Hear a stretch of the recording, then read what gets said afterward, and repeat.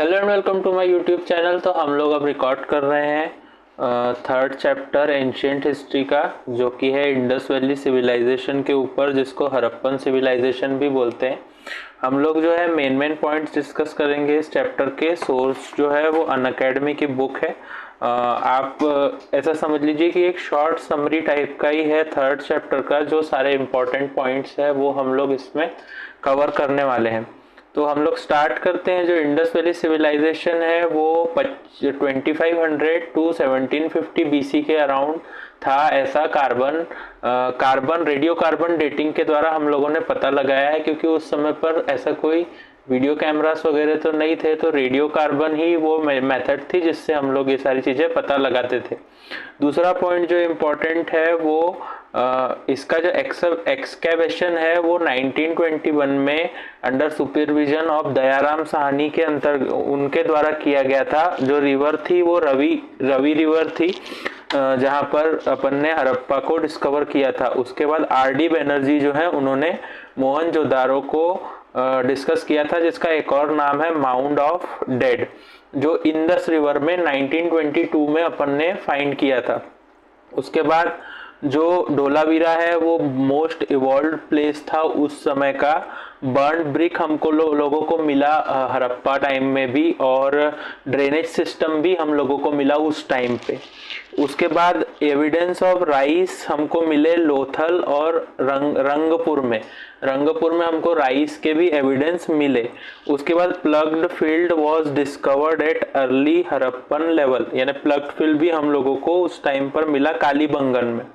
हम लोग जो है वो इम्पोर्टेंट पॉइंट डिस्कस कर रहे हैं, सारा चैप्टर डिस्कस नहीं कर रहे हैं। उसके लिए आपको बुक से देखना पड़ेगा। इरिगेशन कैनल्स भी हम लोगों को मिले शॉर्ट टू घई में।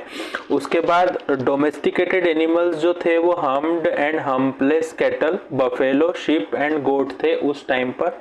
उसके अलावा कोई हॉर्स का रिप्रेजेंटेशन हमको किसी भी सील में नहीं मिला, मतलब हॉर्स का उस समय कोई सील में यूज नहीं होता था।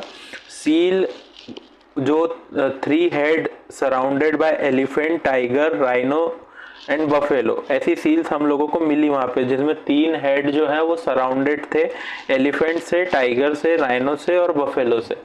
उसके अलावा animal figurine such as bulls, buffaloes, monkeys, dogs, ये मेनली हमको इन एनिमल्स के वहां पर कुछ चीजें मिली हड़प्पन सभ्यता में। उसके बाद आयरन छोड़ करके सारे मेटल्स का वहां पर यूज होता था एक्सेप्ट आयरन।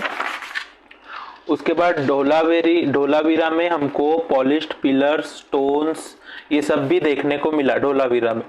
और बोन यूज होता था बेड्स, ऑल्स और पिंस बनाने में। उसके अलावा प्रीस्ट, हेड ऑफ योगी और ऐसा प्रीस्ट किंग, इन सब चीज़ों के बारे में भी हमको मोहनजोदारो में काफ़ी सारी चीज़ें देखने को मिली।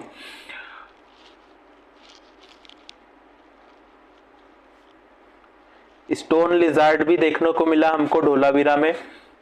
मोहनजोदारो के 2 ब्रॉन्ज फीमेल फिगरिन भी हमको देखने को मिली। डांसिंग गर्ल भी उसी का एक एग्जाम्पल है जो हमको मोहनजोदारो में मिला, लॉस्ट वैक्स टेक्निक से बनी थी वो। उसके बाद बार्टर सिस्टम जो है वो काफ़ी कॉमन था उस टाइम पे। बार्टर सिस्टम में ही एक्सचेंज होता था। इंपोर्ट एक्सपोर्ट भी हमको देखने के लिए मिलता था हड़प्पन टाइम में।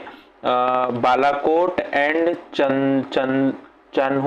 चन्हूदारो were centre for shell working and bangle making भी उस समय हम लोगों को मिली।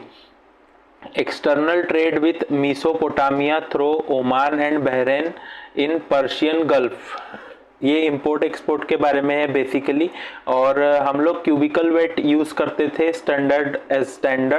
बाइनरी सिस्टम यूज होता था 1:2:8:16:32:64 में, और and decimal in higher weight was used.